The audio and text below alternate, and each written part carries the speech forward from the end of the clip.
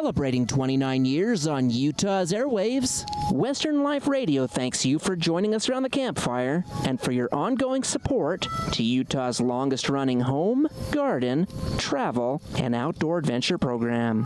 You can always join us on our online campsite at westernliferadio.com.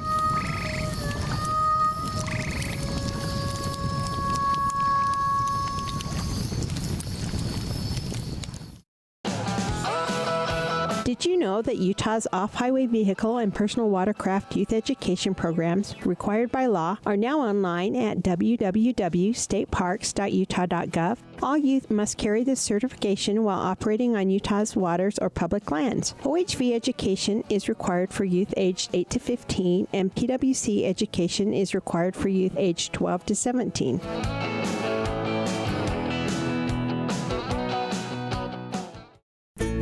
Discover the magic within Utah State Parks with an annual State Parks Pass. From boating and fishing to hiking, camping, and off-highway vehicle adventures, Utah State Parks offers a wide variety of activities in the great outdoors. An annual State Park Pass opens the gate to year-round adventures at an amazing price of only $75. The annual State Park Pass provides day-use access for you and your family for 12 months from date of purchase. In addition, Utah State Parks opens the gate to cultural and historical parks where you can learn more about Utah's rich heritage. And don't forget to reserve your favorite campsites year-round with options in teepees, yurts, and hammocks, in addition to the standard tent and RV options. Visit the trailhead for more information at stateparks.utah.gov. Faster Utah empowers teachers, administrators, and other school staff to defend themselves in case of a school shooting. We teach advanced firearms and trauma first aid skills. Graduates of the Faster program pass the same post-qualification chute as Utah law enforcement. For more information and find out how you can help, go to fasterutah.org. Put on your helmet, let's go. But Mom, when will I be old enough so I don't have to wear my helmet? When will I become invincible just like you? Sweetie, I'm not invincible. I need my helmet too. Anyone can get hurt, no matter how old they are. Be responsible and set an example when you ride. Accidents do happen. Please remember, nobody is invincible. Only in the forest can you see this. And this. And this. But nothing beats the moment you see that. Cool! That's your child's eyes opening up to a world of possibilities. I didn't know it could do that! Because one trip to the forest can spark a world of difference. There are some moments only the forest can inspire. Find yours at discovertheforest.org. Learn about forests near you and discover cool things to do when you go, like hiking, canoeing, fishing, or camping. Or create your own adventure with family and friends, and you might just see this. Your moment's out there. Find it at discovertheforest.org. That's discovertheforest.org. Brought to you by the U.S. Forest Service and the Ad Council. Rise above the best and experience faster internet with Rise Broadband. Known as the #1 fixed wireless internet provider in the United States, Rise Broadband offers flexible packages designed to meet your budget so that you can stream all your favorite music, movies, and shows with fast, reliable, in-home Wi-Fi. Whether you live in a suburban or rural area, Rise helps keep you and your family connected with the people and things that you value most. Get fast, reliable wireless internet so that you can stream your favorite shows, play the hottest games without buffering or interruption, or connect with family and friends on Skype. With Rise Broadband, you're just a click away. Get more for less with Rise Broadband. To check availability in your area, visit risebroadband.com or call 855-375-9473.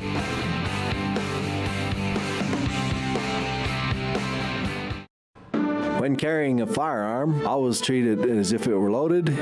Always keep your finger off the trigger until your sights are on target and you're ready to fire. Never let your muzzle point at anything you're not willing to destroy, and always be sure of your target, its environment, and any other safety hazards. This announcement's been brought to you by TaylorGunsmithing.com.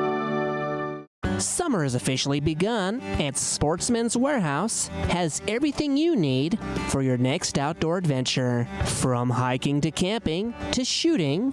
Ready for some fishing? Sportsman's Warehouse has all the rods, reels, baits, and nets you need for success.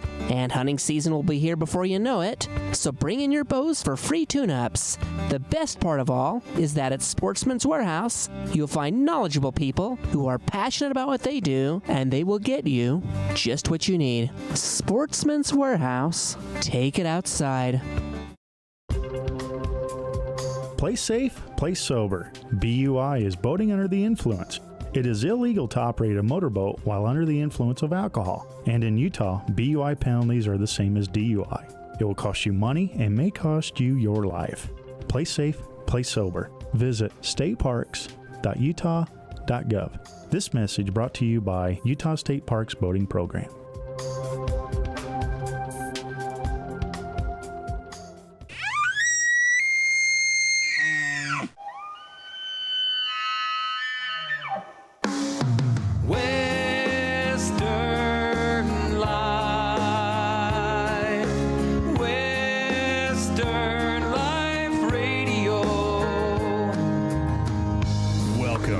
Western Life Radio with your host, Brian Brinkerhoff. Camping in the mountains, fishing in a stream. The great outdoors is where you want to be. Western Life, Western Life Radio. Alex Grover joins us once again with Utah's Best Gardening, and we are chatting in the garden. Thank you so much for taking a few minutes with us. Hey, thank you for the opportunity. It's always great talking to gardeners and talking about gardening where gardeners can hear you. I wish we could sit by a little fire and have a chat personally, but radio's a pretty good second. Let's talk about lawns a little bit. Lots of pests in the lawns right now. A lot of people having some different problems. What are some of the most common ones you're seeing right now? Right now, I'm seeing over 50% of the lawns have either grubs or sod webworm. Now, the symptoms of these are a lot alike, but if you've got a dry-looking patch in your lawn, go out and just grab a hunk of grass and pull it up. If the grass comes up and there's a little bit of dirt and a little bit of root attached to it, you've got either grubs, billbug grubs at this time of year generally, or you've got the sod webworm. Both of them are treated the same way. There's probably a dozen or 2 dozen products at your local home store that can treat that. I use what I have on the truck. I do use some systemics when I've got really large patches, but your permethrin, bifenthrin, pyganic, I think 7's labeled for it, although 7 generally has permethrin in it these days. There's a lot of compounds. I used to use Merit. I'm trying to remember all the names. There's a lot of stuff out there. You'll have to go to the store and look for grub treatment, look at the label, make sure the grubs and or sod webworms are on there. And they're actually fairly easy to get rid of. It does take the lawn a while to recover, though. As we get cooled off here, we're going to see less of the grubs, but the sod webworm, it will probably continue. And you've got to get that stuff killed by the time it cools off, because the cooling is when the lawn's going to take off, and it's going to recover much quicker if you don't have bugs still chewing on it. So a lot of those brown patches I'm struggling with, they're going to be there till fall hits. That's where it's going to be. I've got one commercial location, and I showed up, and I literally didn't have enough spray on my truck to handle it. It was so bad. And I was frustrated because I'd been trying to talk to my account managers for those accounts saying, I need to know when you've got really bad problems so I can show up prepared. I had enough on there to hit 3 properties. That property was so bad I couldn't have finished it off. Now I've got to go back. So when you do it right, get a good product, water it in, like the instructions say, and don't overwater it. And you'll kill those stuff off, and you'll give your lawn a chance to recover. Even on some really, really bad cases, the lawn can recover. I'm not going to say it necessarily will, but chances are good it'll recover once things get cool, if you've killed everything off. And in the case, like I said, the grubs, those are probably going to be active for maybe another week, maybe 2 weeks. The sod webworm, that'll probably be active the rest of the summer, so you've got to get that one killed off. And again, if you have grass that pulls out like that, just go ahead and treat. I had one gentleman just get really annoyed with me because in a video I didn't dig up the soil and show the grubs, and he wasn't really sure that there were grubs and blah, blah, blah. Okay, dude, I have got 15, 20 stops I do a day. I don't have time to dig up and look for a grub every time. The other problem is all lawns have grubs. Some lawns are healthy enough that you don't see the damage. They fight back. They grow through it. Other lawns don't. I've seen a number of lawns that have been so overwatered that it's hiding the grub damage. And that gets difficult because is it overwatering damage? Is it grub damage? Are they recovering from underwatering? Because you got this brown in there, and it's a little bit harder to pull out when you've got a bunch of healthy plants that are mingled with it. And so that's going to come back and kick me if I don't get those issues resolved. So you have to look at it. And I checked a couple lawns in the last couple days. And I had lawns that were just a mottled brown. And I reached over and I pulled just a little tuft out. That came out with a little bit of dirt, little ragged edges on the bottoms of the stems. I'd almost call them frayed. And, okay, grubs. And it was through the entire front lawn. So I got out my backpack sprayer. I laid a pretty good pattern. I've gotten good at this over this last year to kill those grubs. And, again, since I just use what's on the truck most of the time, that was really, really quite easy. But it still took some time. But, again, if you don't address this, you're going to very likely have more damage. And I call them grubs, but a lot of what I just say grubs is really the sod webworm. I'll go out there and I'll walk a property and I'll say, okay, I got these brown patches, and everywhere I'm going on the lawn, these little moths that kind of flutter off the soil. Those are mom and dad doing their thing and laying new eggs, and we can have, I don't know how many generations of those a season. You've just got to break that cycle or you're going to be in trouble. I know some people say that, you were kind of alluding a little bit to it too, that if you overwater, it can hide the symptoms. They also say that if you fertilize heavier, you can also hide that damage. Yeah, if you fertilize heavier, the plant grows quicker and recovers from the damage quicker. Now, we talked about the danger of over-fertilization, but you got to balance that out. If you didn't fertilize before the damage, after the damage isn't going to do much good until we get cooler temperatures. Grass is going to want to grow, I forget the exact temperature, but it starts growing more lushly, somewhere between 70 and 80 degrees-ish. And that's when its maximum growing rate is. Now, yesterday we were up over 100. Today we're about mid-90s. We're going to bounce them back and forth between the next 10 days.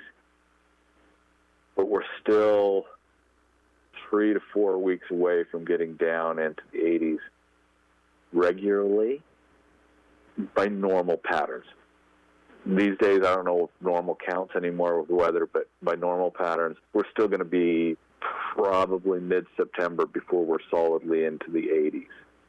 And then it can go really cold really fast after that. And so we're not at optimum growth yet. By the end of August, we're going to be growing faster. But during that 120 degrees, really my job as a fertilizer applicator on that end of it is to keep stuff green. I don't really want it growing this time of year. And so if you're putting on enough fertilizer, enough water to have it growing, you're creating a lot of pollution and you're creating a lot of mowing. I would rather go in and kill the grubs, to be perfectly honest. The bifenthrin that I use the most for killing grubs is active for about 2 weeks, and then it breaks down pretty quick. I like that. I do use imidacloprid, which is systemic. It'll be in the plant for a long time. That's just simply on some of these really bad jobs is a better option. And that job I talked about, I think I'll be able to go hit it tomorrow. I'm just going to fill my tank and I'm going to go for it. And then next year, if we still have that account, it's bad enough looking, we may not have it. Next year, that is one I'm going to pre-treat with imidacloprid because they have got some serious problems on that lawn. And simply put, it's in such bad shape, I'm going to have to take very proactive action to keep it healthy, and that's going to be a pain. But they've neglected it for so long, and I have so many weeds, and I have so many bugs in there, I'm just going to have to go after it. And I really actually hate doing that, but sometimes that's all you're left with. So, honestly, in my home lawn, I don't mind a small grub patch here or there. It's not like I have greatly healthy lawn right now. It's all covered with walnut branches anyway. But I'm not the guy that wants the pristine, green, lush lawn that looks like 70s shag carpet. I'm the long-haired hippie that wants flowers and bees and edibles and all the really cool stuff. And my diversity helps me eliminate a lot of the pests that a lot of people have.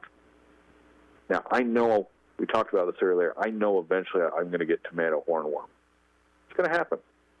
But I'm only planting 4 plants a year. I don't think I've ever done more than maybe 6 plants. If I'm going to do canning, I will go and do more. I haven't had time to can in some number of years now. But I'm also very likely to put a patch of tomatoes here, put some squash and some corn in the middle, and then put a patch of tomatoes over there. Makes it a lot harder for the pests to get established when I've had small patches that are interspersed. And even in my lawn, I have yarrow growing. I have clover growing. I have violets growing. I put minted parts of it. If I have grubs come and hit my lawn, I'll just have something else that I actually like take over. There's something to be said for that.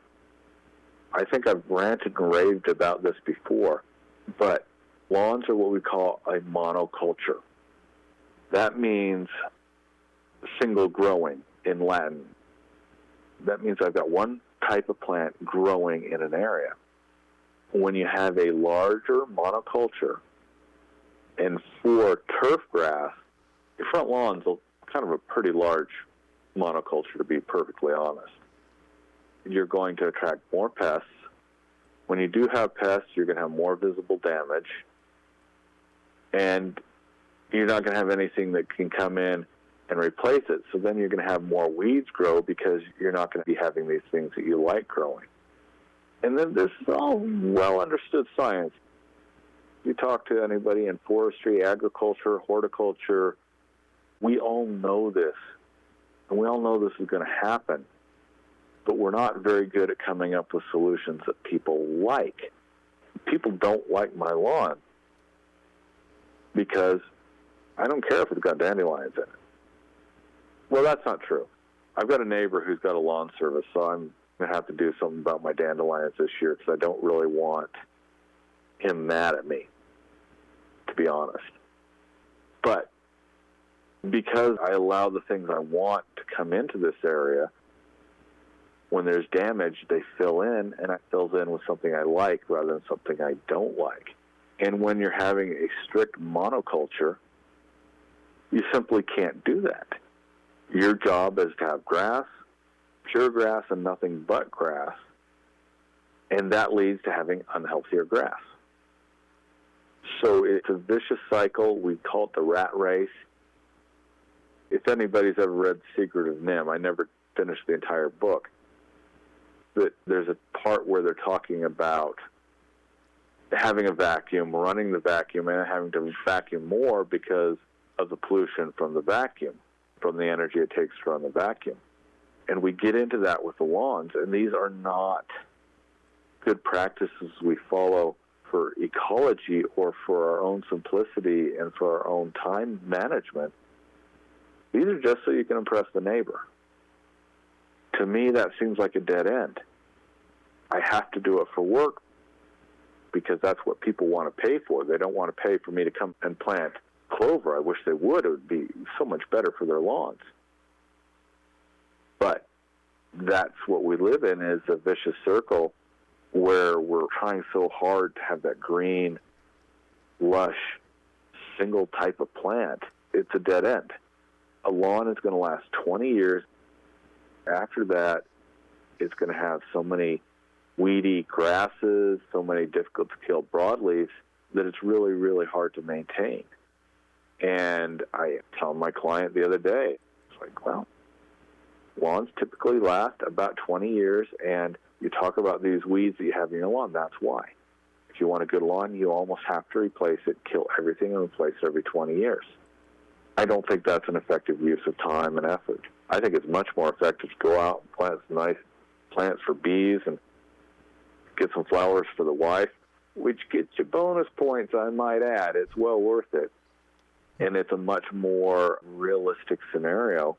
Yeah, I'm going to have a patch die here and there, but a lot of these plants will reseed, and a lot of them are actually really easy to replace. Or you can divide out some plants from another section to replace those. It ends up being, in my book, a lot easier than trying to maintain turf grass. Turf grass is a pain in the butt to maintain. Flower beds, get it some weeding, trim it once a year. You're usually pretty good. If you want to spend more time, that's great, but you don't have to. As we're coming into the fall season, what are we recommending as far as fertilization rates, as well as what are we looking at for the mix to prepare them for the winter? Okay. Your rates are all going to depend on what you've put on your grass before. Now, on the low end, and this is per 1,000 square feet, on the low end, you're going to want about 2 pounds a year. Now, if you mulch mow, you can probably go a little bit lower than that. Exactly where, I'm not sure. High end is 5 pounds a year. Now, going into fall, I'm going to want about, as soon as it cools off, end of August, I'm going to want to put about half a pound of nitrogen on, maybe even a little bit higher than that. And what this is going to do is give us good growth as we go into this cooler growing season. I want that on there because as the grass tops grow, those have got to produce energy for better root growth, and that'll give me better health and survival through the winter and a quicker green up in the spring. Again, depending on how much you've added prior, you could probably even add a little bit more. My company generally does 6 applications a year, and so I can play with things a little bit. But honestly, 3 to 4 times a year is all a homeowner would need to do if they're using the right product. And again, this is pretty complex. I mean, I come in, my first fertilization commercially, I'm starting mid-February, and I'm putting on like maybe a quarter pound, maybe less. This year I was a little bit low, so next year I'm actually going to double that. And that's early February. That's for the people who want to impress the neighbors and have it green as green can be in early March or late February. I'm not that guy, but that's what people want commercially, so I do it.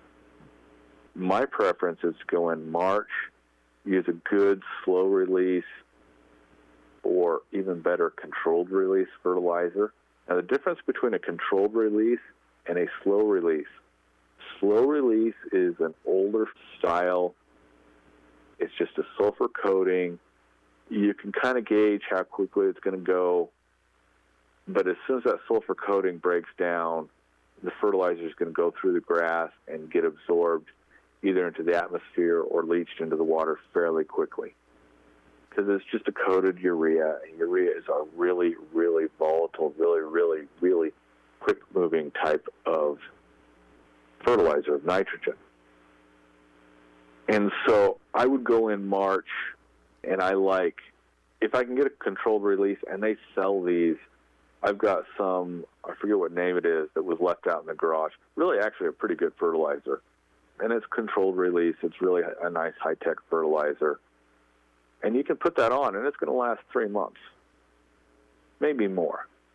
So I put that in March, early March. Then I'm going to put another dose on in June. In your March application, I'm going to want that to be somewhere between 0.75 pounds per 1,000 square feet to maybe a pound, because we're going to get a lot of growth in the spring. You're going to be mowing a lot at that rate. But it's slow release. It's controlled release, I should say. It's not slow release. It's controlled release. So that is going to keep you going into June. In June, I put down no more than maybe half a pound of actual nitrogen per 1,000 square feet. Formulation is going to depend exactly what fertilizer you use, so I can't give you more detail than that. And then I'm going to come in fall, about the beginning of September. Not quite fall yet, but beginning of September, really late summer. And I'm going to put down another 0.75 pounds to 1 pound. And that's going to get me to maybe up to 3 pounds per year. This is for a fairly unused lawn. The more usage it gets, the higher you put it up to until you actually get 5 pounds. 5 pounds, more than 5 pounds, there's no value to it. The plants can't take it up quick enough. You're going to be wasting a lot. And that will get me through the summer really well. Again, if you got heavy use, like a sports field, you're going to tweak that. But for your front lawn, where people aren't walking on it a lot, 2 to 3 pounds is sufficient. 2.5 is actually probably really good. And you're going to have a great lawn, and your fall, late summer, early fall fertilization as September or so is really going to put you in a good shape for the upcoming year. I think at my job last year, I don't think they got enough on that later fertilizer. I think that's costing me a lot this year. Of course, my boss doesn't want to hear that, so I've got to correct all those problems immediately. That's life, right? All bosses have reasons. They've got bills to pay, and they've got people that they want to keep employed. And in my business, it's got to be a green, weed-free lawn, no ifs, ands, or buts, or you're in trouble. All right, then. Let's take a quick break. Be back in a few minutes. We'll continue our discussion with Mr. Alex Grover with Utah's Best Gardening. When we come back, we'll continue our discussion on fighting those weeds and improving the lawns. Stick around. More fun is on the way here on Western Life Radio.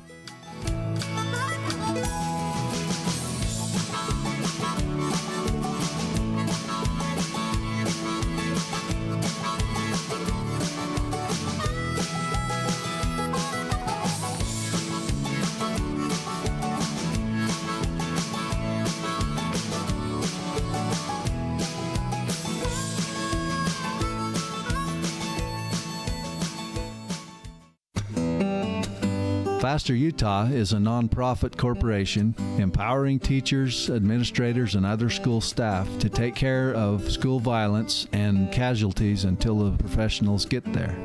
For more information and to find out how you can help, go to fasterutah.org.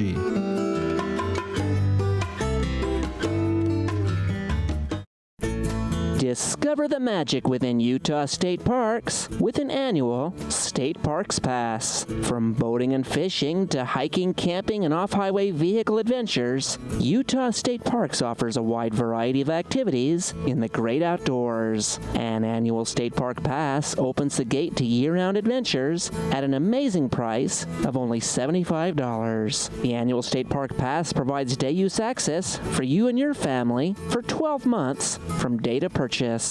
In addition, Utah State Parks opens the gate to cultural and historical parks where you can learn more about Utah's rich heritage. And don't forget to reserve your favorite campsites year-round with options in teepees, yurts, and hammocks, in addition to the standard tent and RV options. Visit the trailhead for more information at stateparks.utah.gov. Did you know that Utah's off-highway vehicle and personal watercraft youth education programs required by law are now online at www.stateparks.utah.gov? All youth must carry this certification while operating on Utah's waters or public lands. OHV education is required for youth aged 8 to 15, and PWC education is required for youth aged 12 to 17.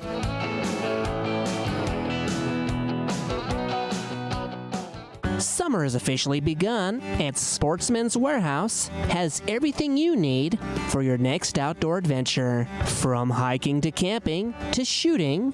Ready for some fishing? Sportsman's Warehouse has all the rods, reels, baits, and nets you need for success. And hunting season will be here before you know it, so bring in your bows for free tune-ups. The best part of all is that at Sportsman's Warehouse, you'll find knowledgeable people who are passionate about what they do, and they will get you just what you need. Sportsman's Warehouse. Take it outside. When carrying a firearm, always treat it as if it were loaded. Always keep your finger off the trigger until your sights are on target and you're ready to fire. Never let your muzzle point at anything you're not willing to destroy. And always be sure of your target, its environment, and any other safety hazards. This announcement's been brought to you by TaylorGunsmithing.com. Hey, let's hit the lake. Put on your life jackets and let's go. But Mom, when will I be old enough so I won't drown and I don't have to wear my life jacket? When will I be invincible just like you? Sweetie, I'm not invincible. I need my life jacket too. Anyone can drown, no matter how old they are. Accidents do happen. Protect yourself and set an example. Wear the proper safety gear when you're on the water. Please remember, nobody is invincible. Rise above the best and experience faster internet with Rise Broadband. Known as the #1 fixed wireless internet provider in the United States, Rise Broadband offers flexible packages designed to meet your budget so that you can stream all your favorite music, movies, and shows with fast, reliable, in-home Wi-Fi. Whether you live in a suburban or rural area, Rise helps keep you and your family connected with the people and things that you value most. Get fast, reliable wireless internet so that you can stream your favorite shows, play the hottest games without buffering or interruption, or connect with family and friends on Skype. With Rise Broadband, you're just a click away. Get more for less with Rise Broadband. To check availability in your area, visit risebroadband.com or call 855-375-9473.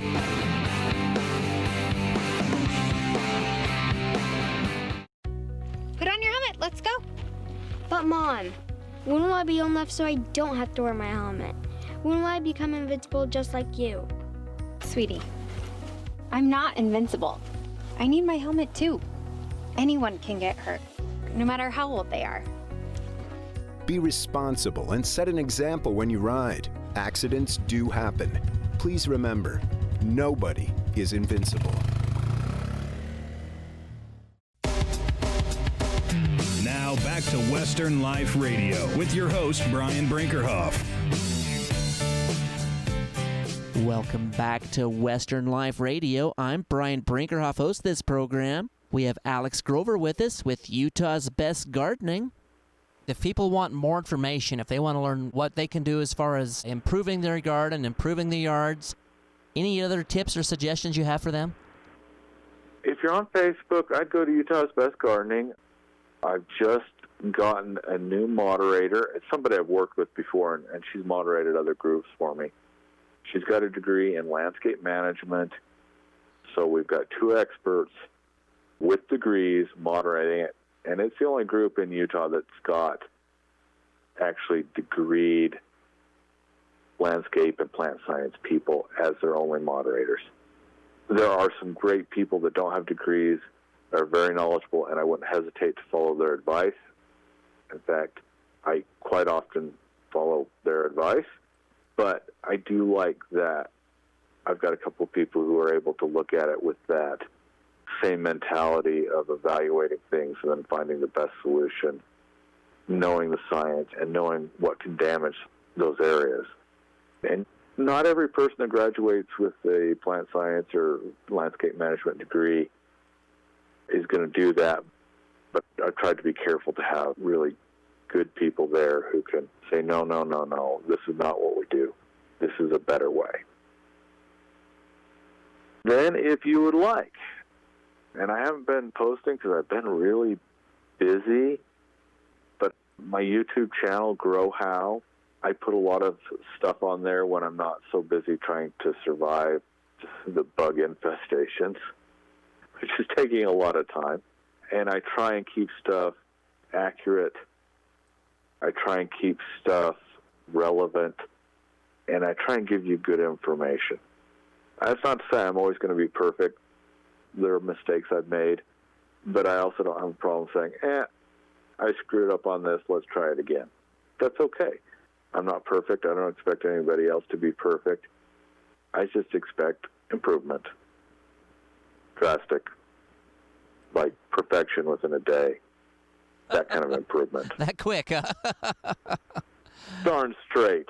Again, you have a passion for sharing knowledge with folks out there. We have a lot of appreciation for you, a lot of respect for you and your efforts. One more time, where do they find you on Facebook? Where do they find you on YouTube? On Facebook, it's Utah's Best Gardening. On YouTube, it's Grow How. And I do cover some of the stuff we talked about today.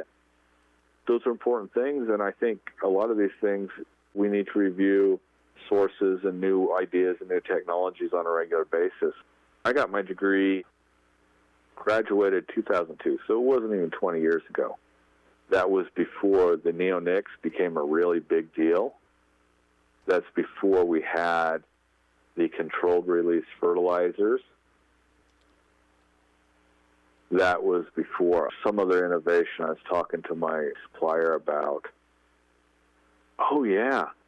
There's a chemical I'm using a lot on morning glory and quackgrass. It's called quinclorac. That simply wasn't available, at least not commonly. If it was expensive when I graduated. And now I'm using it a lot on morning glory, and I expect in the next 2 to 3 years, if this company keeps me on, my places will have, I won't get rid of all the morning glory, or field bindweed, I should say it properly, field bindweed, but I'm going to cut back the amount we have because I've evaluated how to use it correctly, and eventually I'll also cut down on the crabgrass. So there's a lot of new innovation that I did not expect. And while I've been off doing other things that are admittedly funner, like design and tree work and a lot of that, these things have snuck in and turf control, and they're making a difference for those people that use them correctly.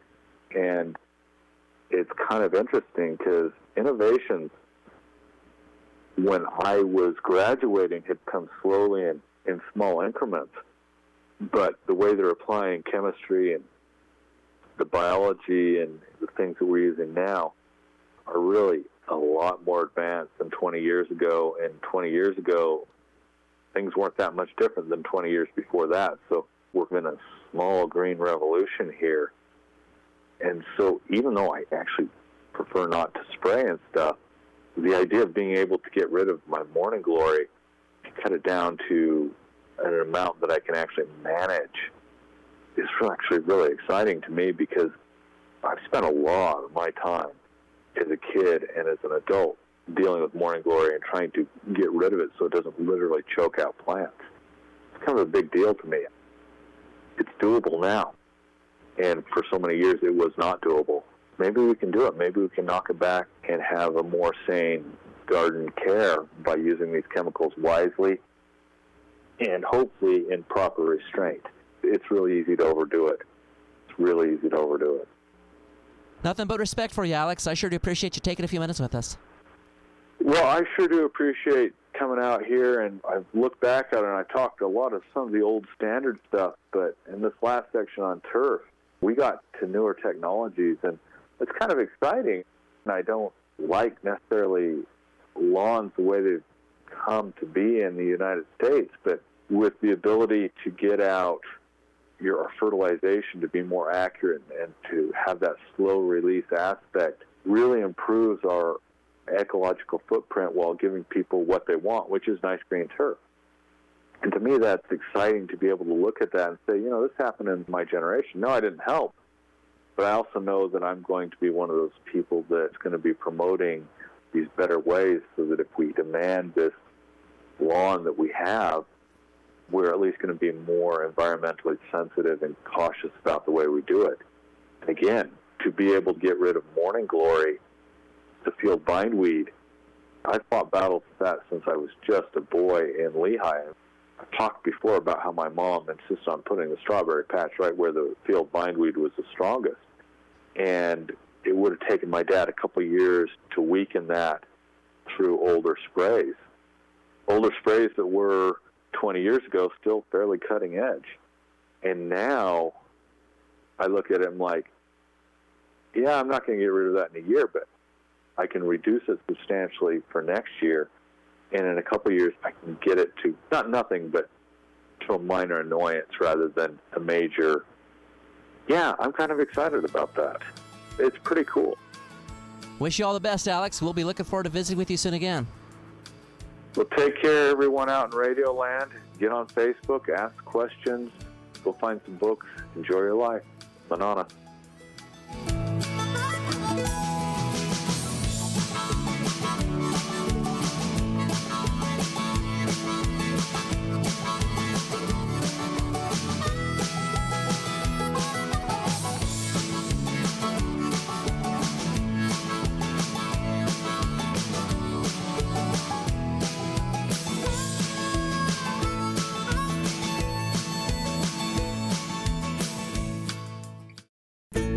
Discover the magic within Utah state parks with an annual State Parks Pass. From boating and fishing to hiking, camping, and off-highway vehicle adventures, Utah State Parks offers a wide variety of activities in the great outdoors. An annual State Park Pass opens the gate to year-round adventures at an amazing price of only $75. The annual State Park Pass provides day-use access for you and your family for 12 months from date of purchase. In addition, Utah State Parks opens the gate to cultural and historical parks where you can learn more about Utah's rich heritage. And don't forget to reserve your favorite campsites year-round with options in teepees, yurts, and hammocks, in addition to the standard tent and RV options. Visit the trailhead for more information at stateparks.utah.gov. Only in the forest can you see this. And this. And this. But nothing beats the moment you see that. Cool! That's your child's eyes opening up to a world of possibilities. I didn't know it could do that! Because one trip to the forest can spark a world of difference. There are some moments only the forest can inspire. Find yours at discovertheforest.org. Learn about forests near you and discover cool things to do when you go, like hiking, canoeing, fishing, or camping. Or create your own adventure with family and friends, and you might just see this. Your moment's out there. Find it at discovertheforest.org. That's discovertheforest.org. Brought to you by the U.S. Forest Service and the Ad Council. Summer has officially begun, and Sportsman's Warehouse has everything you need for your next outdoor adventure. From hiking to camping to shooting. Ready for some fishing? Sportsman's Warehouse has all the rods, reels, baits, and nets you need for success. And hunting season will be here before you know it, so bring in your bows for free tune-ups. The best part of all is that at Sportsman's Warehouse, you'll find knowledgeable people who are passionate about what they do, and they will get you just what you need. Sportsman's Warehouse. Take it outside. School resource officers make $50,000 and up. Faster Utah can train 40 or more school staff members to the same skill level for the same amount of money. What do you think? FasterUtah.org. Is your boat registered and insured for the summer season? Most boats must have proof of insurance on board and be properly registered with bow numbers and stickers. Take the Utah Boating or Coast Guard Auxiliary courses, and you just might get a discount on your insurance. For a copy, call 801-538-BOAT. This message brought to you by the Utah State Parks Boating Program.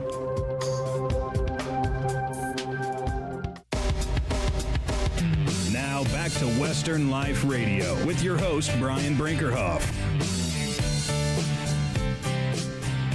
Welcome back to Western Life Radio. I'm Brian Brinkerhoff, host of this program. We have Mr. Brant Taylor with us with Taylor Gunsmithing and Faster Utah.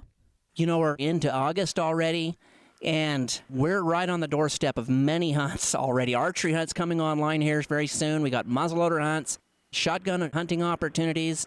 It's last-minute time to get things lined up and making sure that we connect the dots for the hunts. Yeah, don't put it off till the last minute. You might be disappointed.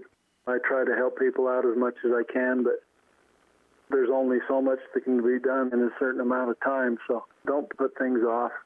Get things done, get prepared, go shoot your guns and sight them in, make sure everything works sooner than later. I know it's a little bit hot, but you still should go out and test your equipment. Back to the faster training for just a second. That's another valuable thing that you learn when you do training is how your equipment works.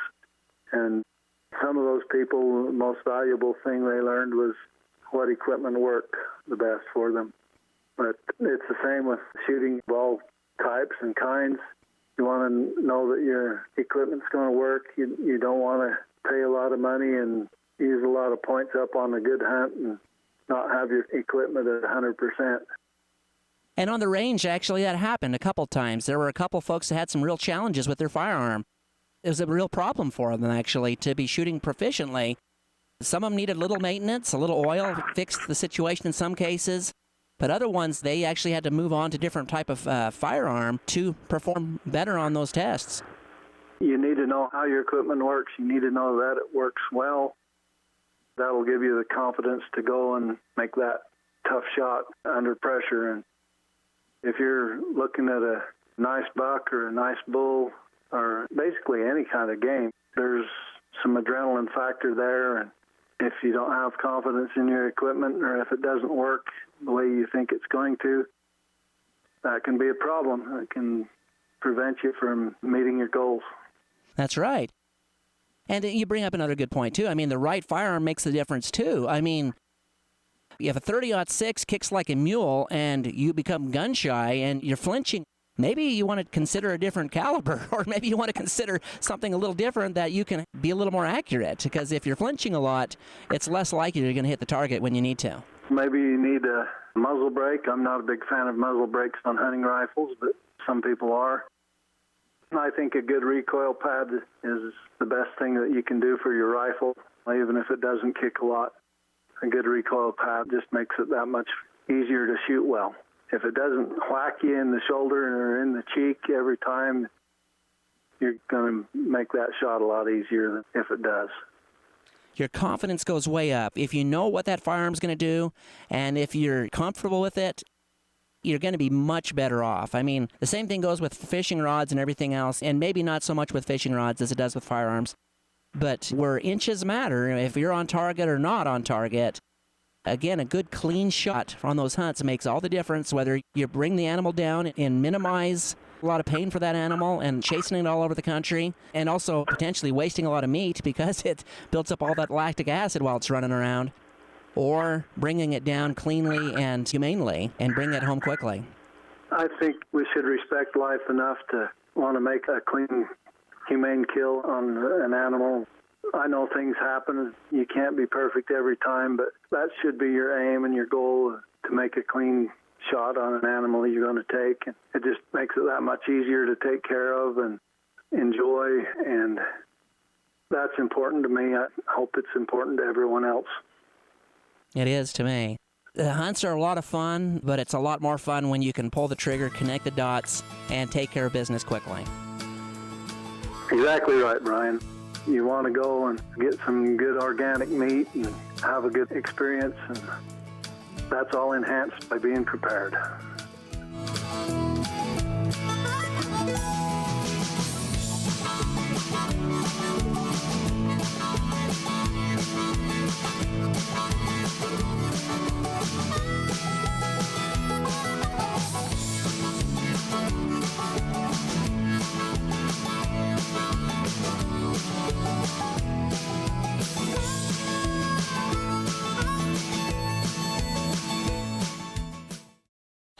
Only in the forest can you see this.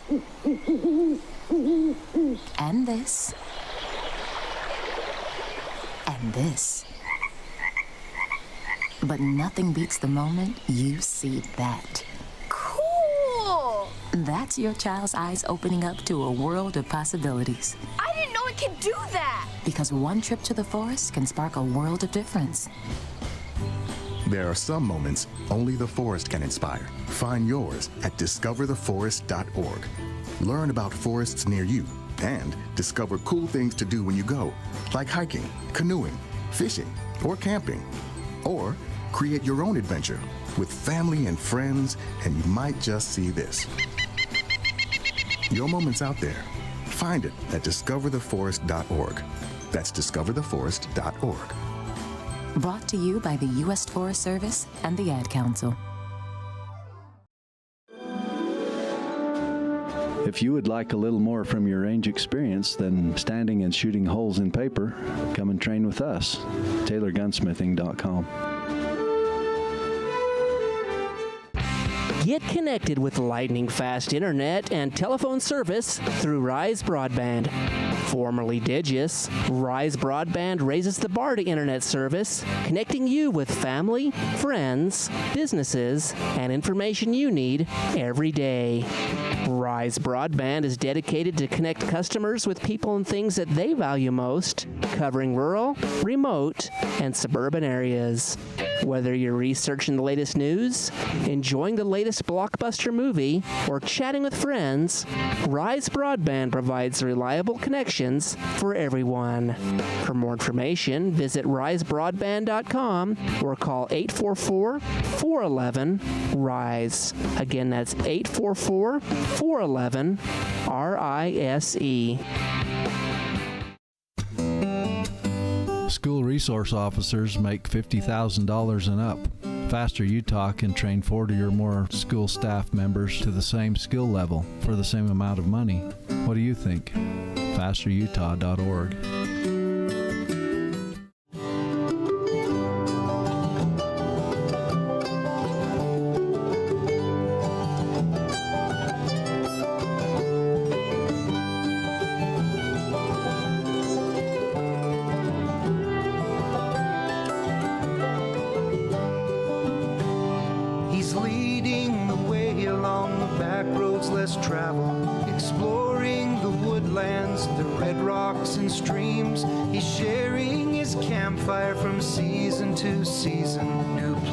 And people with stories and dreams. Through cadence of nature, the wilderness beckons.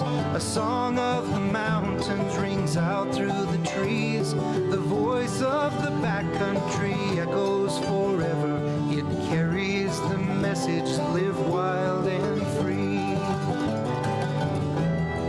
Wild and free. The song of the mountains is calling to me. Wild and free. western wildlands, discover the backcountry dream. Folks, you've been listening to Western Life Radio, a 29-year outdoor and Western lifestyle tradition. Thanks for joining us. May all your days be filled with new adventures. I'm Brian Brinkerhoff.